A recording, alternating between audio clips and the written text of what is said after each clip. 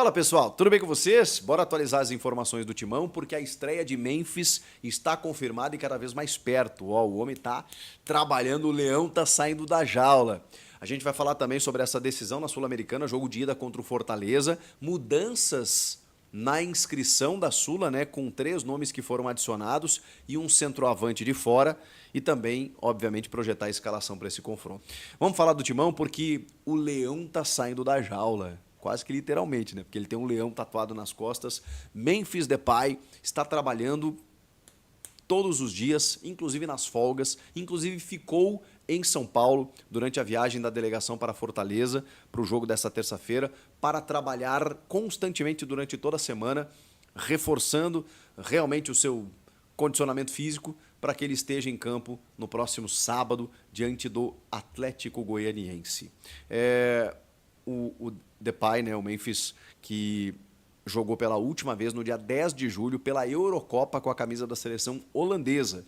Então, dia 21 de setembro, sábado às 4 da tarde, Corinthians e Atlético Goianiense na Neoquímica Arena, a estreia oficializada e confirmada de Memphis Depay.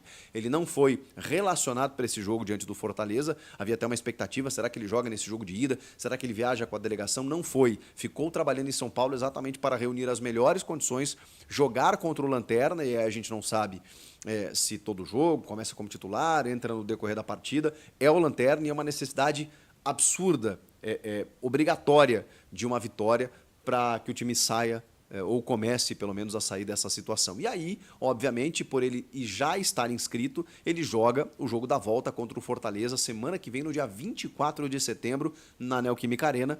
Dependendo do que acontecer nesse jogo, né, o Corinthians vai precisar vencer o jogo, vai ter que administrar um resultado, a gente não sabe exatamente.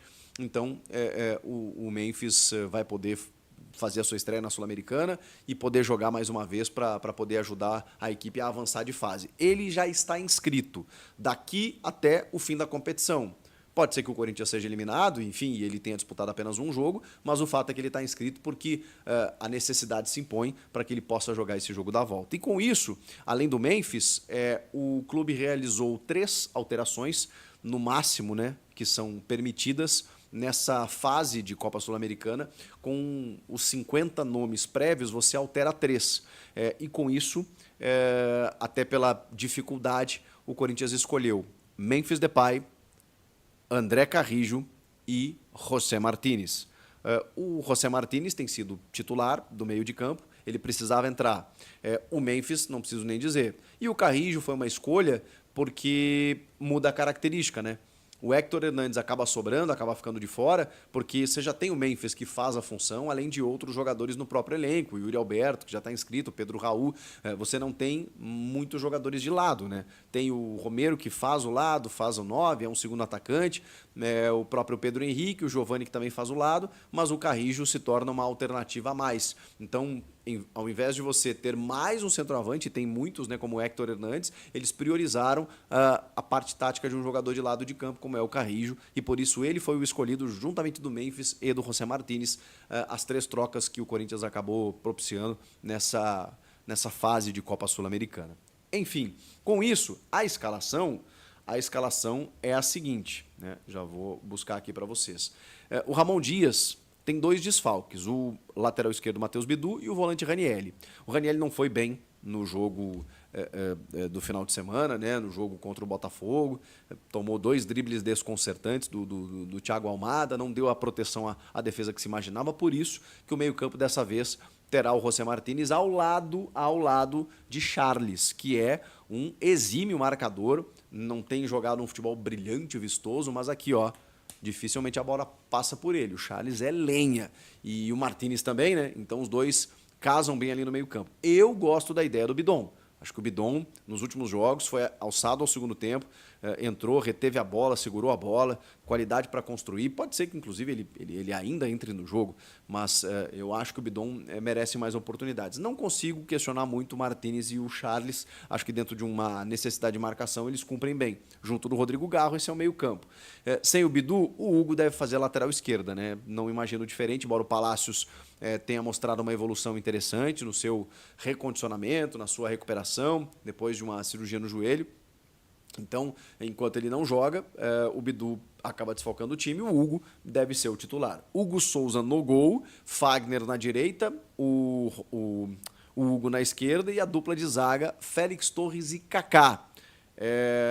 Imaginando que o Ramon possa preservar alguns jogadores, ele está com todo mundo à disposição.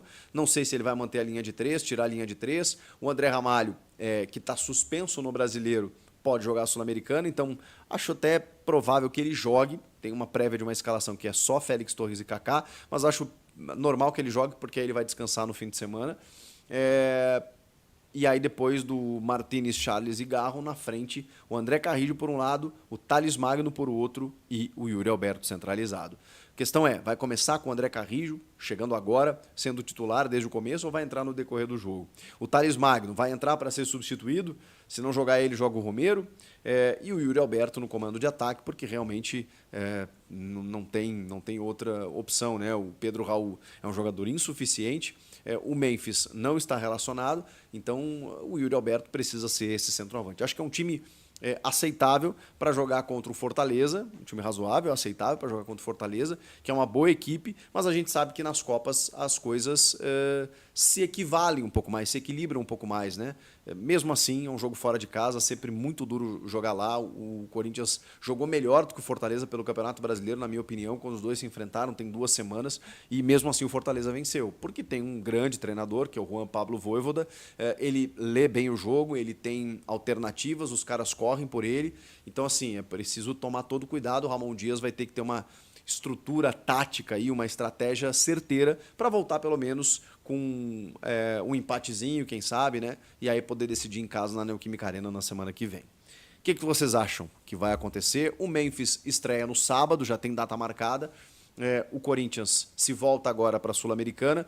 Ah, mas o ideal é largar a Sul-Americana para focar no Brasileiro. Não é garantia de que se você for lá, chegar lá para o Fortaleza e vai dizer, vocês podem passar por mim que eu não vou fazer força. Quem garante que isso vai dar força, pontos, motivação, seja lá o que for, para o Corinthians na tabela contra o Goianiense? Não adianta uma coisa... claro, os caras vão mais descansados. Ok, reconheço isso, mas será que é o suficiente para você, sei lá, se impedir daqui a pouco de conseguir fazer um grande jogo no Campeonato Brasileiro? Não sabemos. Portanto, clube grande, gente. Não tem como você abdicar. Você depende da torcida, da vontade da torcida. A torcida quer ver jogo, quer ver vitória, quer ver o Corinthians protagonista de novo. É umas quartas de final que pode levar o Corinthians a uma semifinal de Sul-Americana. E aí faltariam 3 jogos para a conquista do título. Um título que o time e o clube ainda não têm. O que vocês acham que vai acontecer? Dá para passar pelo Fortaleza? Nesse primeiro jogo, sem o Memphis, dá para conquistar um resultado importante, um empate, 1-1, 0-0, voltar para decidir em casa? O que vocês fariam?